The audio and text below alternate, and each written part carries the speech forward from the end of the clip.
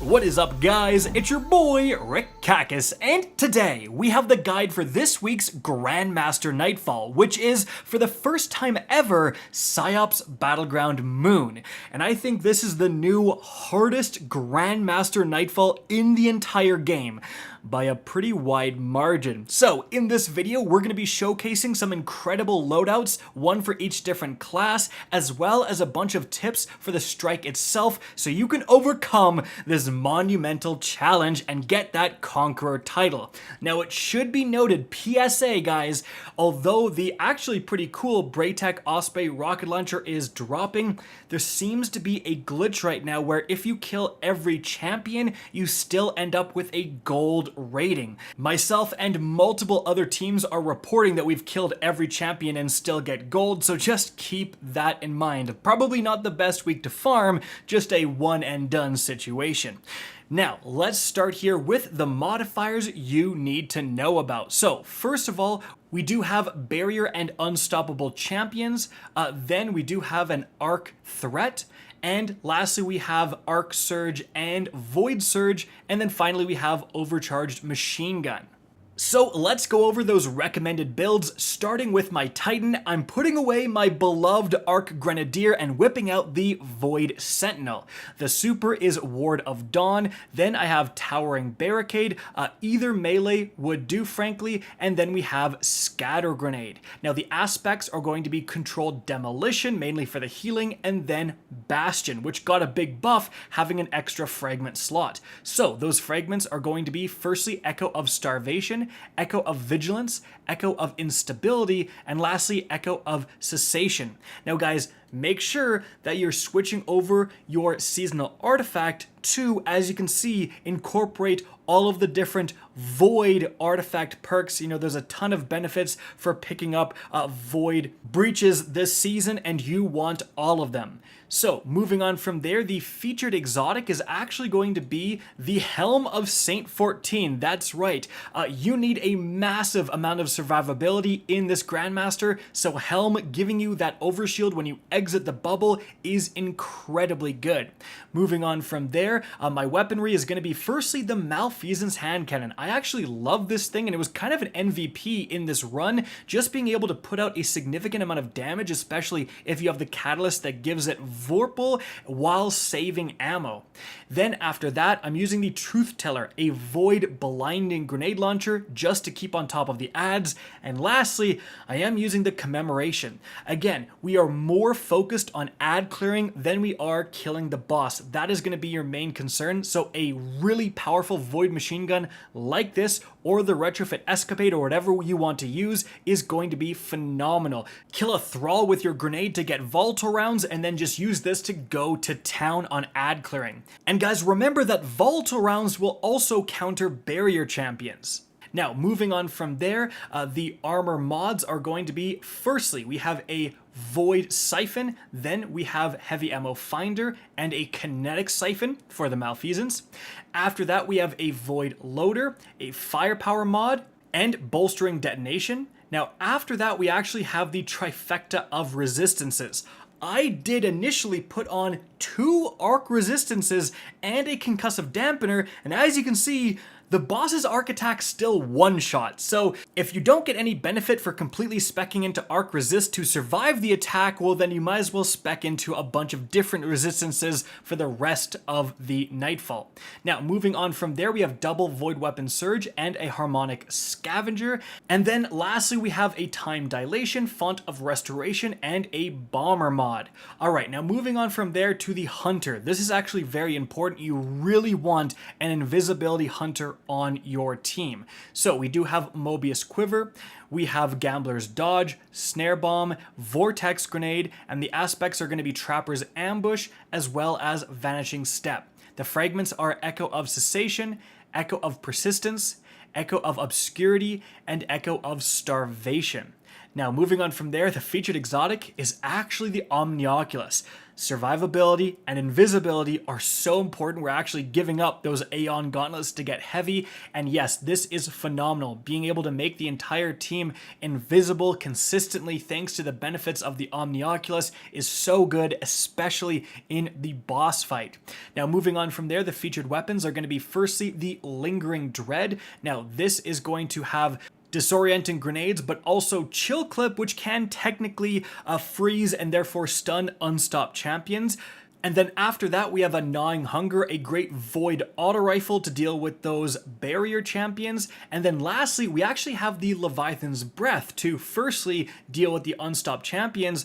Also, it's void, and it's just fantastic against the boss. The boss is moving around quite a bit, so having rocket launchers, especially ones without tracking, is actually not the play. So the Leviathan's Breath was actually very effective. Moving on from there, for the mods, we have Harmonic Siphon, Heavy Ammo Scout, and Heavy Ammo Finder. Then we have Bolstering Detonation, Momentum Transfer, and Harmonic Loader. Then we've got Void Resistance and 2 Arc Resistances. Now after that, we have Stacks on Stacks, Invigoration, and Harmonic Scavenger. And then guys, we have a Reaper and Utility Kickstart to end things off. But moving on from there, last but certainly not least, we have the Dawnblade Warlock with Well of Radiance, obviously, Healing Rift, Celestial Flare, and Healing Grenades, going all in on healing. Touch of Flame and Icarus Dash are our aspects. Then we have Ember of Mercy, Ember of Torches, Ember of Resolve, and Ember of Searing. Now, the featured exotic is actually going to be the Phoenix Protocol. So, getting kills in the well is going to recharge your well, and it just lets you spam it over and over and over again. That combined with my Saint 14 bubble means we have a huge degree of survivability. Now, moving on from there to the weaponry, firstly we have an Arbalest, obviously fantastic for taking down those barrier champions, and then after that, like unfortunately there's not actually really a good void PvE hand cannon, so we are using the Nation of Beasts. This is absolutely fantastic, craftable with Dragonfly and Explosive Payload to deal with the unstops, and yet again we have a Commemoration Machine Gun just for that ad clear. Now, after that, guys, moving on to the mods here. Firstly, we do have Heavy Ammo Finder and then a Void Siphon. Now, after that, we have Grenade Kickstart combined with Focusing Strike and Bolstering Detonation. After that, we have Void Resistance and 2 Arc Resistances. Now, yes, there's no solar, that's more uncommon, but the Acolyte's grenades are solar, so keep that in mind. Moving on from there, we do have Innervation, Recuperation, and Void Scavenger. And then lastly, we have Double Powerful Attraction because of how much healing rifts we're spawning, and then Bomber. Alright, now let's move on to the tips for the strike itself. Firstly, when you start, you'll actually notice there's a heavy ammo crate kind of just lingering near the very start, so make sure that you are actually utilizing a bunch of heavy right off the rip, and then remember to go back with your team and get that crate. Like, you don't want to miss out on that, and there's going to be actually several heavy ammo crates throughout this Grandmaster, so really keep an eye out for those, and it does allow you to be a little bit more liberal with your heavy ammo.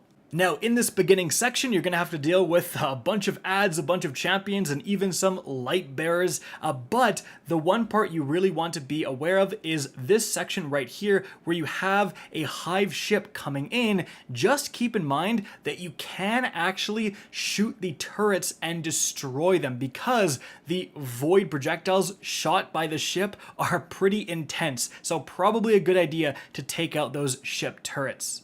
But you're going to make your way forward eventually to this section here, where you have to kill certain yellow bar wizards, pick up the tribute they drop, and plant them in these 3 different locations around the arena, 12 times total.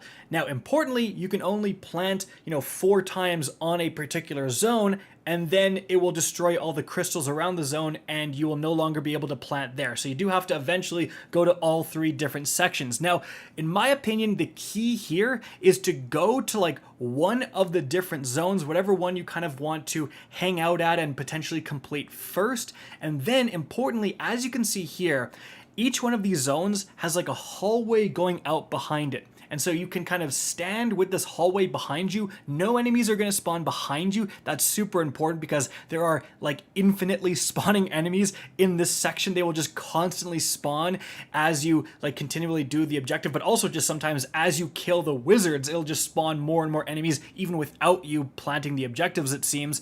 So you want no enemies behind you, and then you can use kind of these stairs as some cover to look over and prevent enemies from easily hitting you. And then from these locations, you are spamming your well, you are spamming your bubble whenever you're even the slightest bit in trouble. In fact, you actually kind of want to rely on the invisibility hunter to be the one to pick up those tributes and then go and plant them. Your entire team moving to one section can be very dangerous, and again, you're going to have champions, you're going to have powerful enemies just constantly, and also you are going to have light bearer hive. And really, in this section, the disorienting grenades shined. Being able to shoot them into a group of enemies, it will blind the Yellow Bar Knights and the Wizards and the Acolytes and the Thrall. It was very, very helpful.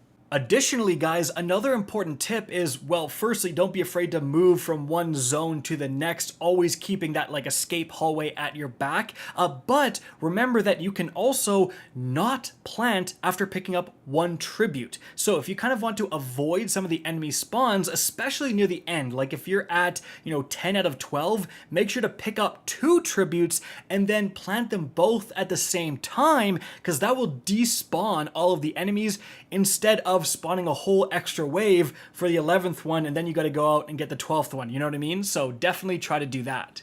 But eventually you are going to finish with this section, so we move on to the next encounter. And this is going to be on this really long corridor, and the boss is actually going to spawn, but you just have to do a little bit of damage before it teleports you into the final boss room. Now, first of all, keep in mind there's actually a Shrieker that spawns behind you, so definitely try to take that thing down right away. But also, like, really no point in wasting a bunch of heavy ammo on this section. So again, stuff like the Malfeasance, where it actually does do a pretty reasonable amount of boss damage. Yeah, it's going to take a little bit longer, but then you're saving your heavy for the actual boss fight, is not a terrible idea. I will say, however, spam your supers here. So if you do have Mobius Quiver, make sure to use it because you are going to get it back. And that's because once you eventually do enough damage to the boss, quickly run over and grab any heavy you can see, then you're going to get teleported into the actual boss arena. And in here, as you can see, nothing is going to spawn until you're fully ready and you activate this objective, but doing so will give you your super back. So as you can see, if you do have your bubble, your well, whatever, make sure to use that and then interact with that object to get it back for free. So you can start in a well and still have another well ready to go. Now, where you're actually standing in this arena is very important. We chose to go in this kind of top area right here. Even though there are going to be enemy spawns kind of technically below you, it's only like literally 2 acolytes. 2 acolytes will spawn and sometimes wander up here, but the rest of the enemies are going to spawn closer to the middle of the map. So holding up here is a great idea for another reason we're going to talk about in a sec. So the boss is going to spawn, simply whittle that guy down, do as much damage as you can, and importantly, you finally lower the boss's health to that first third. Then some interesting things are gonna happen. The boss will teleport away, and then you get the Shadow of Savathun that spawns. This guy is a complete pain, but also at this exact point, guys, the first third of health, you have 2 additional champion spawns. So you need to deal with the champions first, I would recommend, and then once those guys are dead, that's actually it for all of the champion spawns throughout this boss fight. So then, if you are running stuff like Arbalest, don't be afraid to just completely use that on the boss. However, the aspects of Savathun are absolutely brutal. They're going to be throwing Nova Bombs at you, and additionally, they have this absolutely brutal arc attack that can one-shot you, so you really, really need to be careful of that. However, as you can see right here, if you actually go underneath in this room, it seems to avoid you. Now, one random time we did have someone die down here, as you can see, probably because they were directly under the boss standing right next to this spawn door. But every single other arc attack, like you can see it happens literally over our heads. You can see it occurring outside the door, but it won't reach you. So make sure you're in this room, but also spread apart just in case one person does die.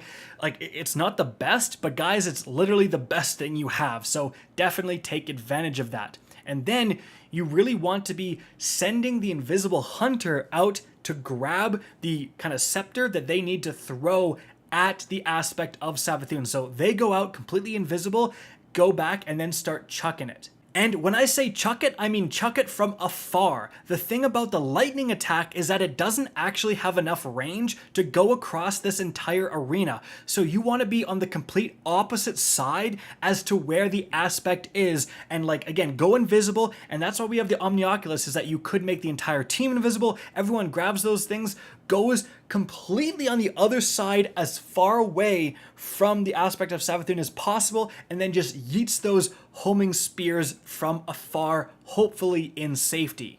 And once you do defeat the aspect of Savathûn, the normal boss is going to spawn, but importantly, she's actually going to beeline to where you're holding out in this red area of this arena. So you want to go to the opposite side. So at the beginning, she's going to stay kind of in the middle, then she's going to beeline to the red section, and then for the last third of her health, she's going to beeline to the other section. So again, you're going to have to shift where you hold out to this other side so you're not absolutely clapped by the boss being right on top of you. And then it's just whittling her down.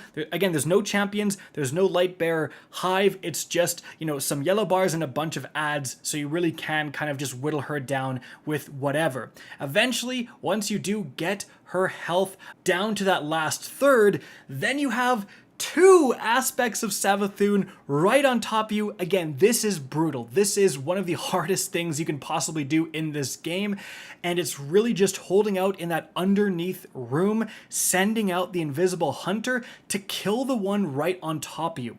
If you can get that one that spawns in the red area dead, as you can see, the actual spawn of the spear is going to remain here, and then it's easy peasy. Like, again, once you kill the guy right on top of you, then you can just pick up the infinitely spawning spears and yeet them across the map, no problem. It's just killing the one right on top of you that's absolutely brutal. And so just taking things slow, only going out if you have invisibility, and always having someone in this room in case something goes wrong, I think is really the play. Now, eventually, guys, once you do kill both of the aspects of Savathûn, you do have the boss spawn one last time. Again, she's going to go on the opposite side now, so you can just keep holding out in this red area, and now just use whatever you have available. Take the boss down. Really not too difficult on this last section, and the second the boss dies, make sure to have someone run over and get that finisher, for goodness sakes. Like, do not forget that.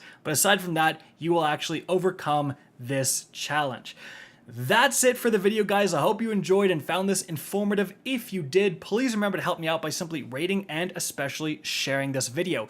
If you guys want to see more Destiny 2 content similar to this, don't be afraid to slap that subscribe button. If you want to get in touch with me and keep up to date with the latest channel activity, the best way is to follow me on Twitter at RickKakis. That is linked in the description down below. Again, I hope you enjoyed the video, and as always, have a good day.